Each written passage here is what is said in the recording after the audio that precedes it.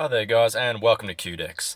In today's video for Cards, the Universe and Everything, we're going to go through 5 of the most versatile legendary history cards.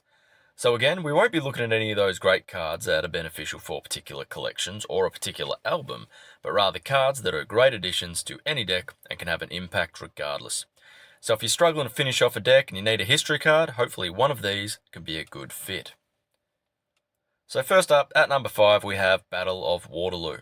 On the return, if you lost the turn, gain 120 power next turn. Simple, but very helpful. A great card that can of course be played at any stage of the game, but I like to get it into the rotation for the final turn of each round, so if you do happen to lose the turn, you start the following round with that 120 power buff and a head start over your opponent. So I can really help regardless of the cards you were playing around it. Next up, at number 4, we have Rat King. On the draw, your cards in hand gain 13 power permanently, and this card loses 13 power permanently. Plenty of cards out there that will buff your cards in hand for that turn, or even until played, but Rat King will buff all other cards in your hand permanently, regardless of album or collection. So get Rat King around a few times in any deck, and it will give your cards in hand some good permanent power. Coming up next, at number 3, we have Doomsday Book. On the draw, for every card played by either player this game, this card gains 2 power until played. And a card that already starts with a base power of 70, this can add up really quickly and give you a decent score. And that's also before any other buff by any other card around it as well. And as it's as simple as any card by either player, it's not relying on what cards or albums are being played, as everything will count.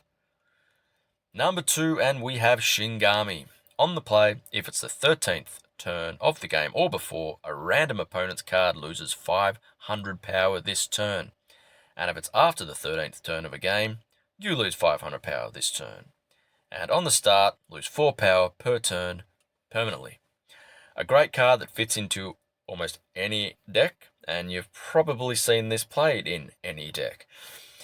It's lost a little bit of popularity since they added the start ability, and not because you lose 14 power permanently, but because people can now track when you play your Shingami, and they can see when it's drawn as long as they're paying attention. But either way, still a great card, and will more often than not wipe out an entire card in your opponent's hand. Down at number 1, one of my favourites, we have Charles Ponzi.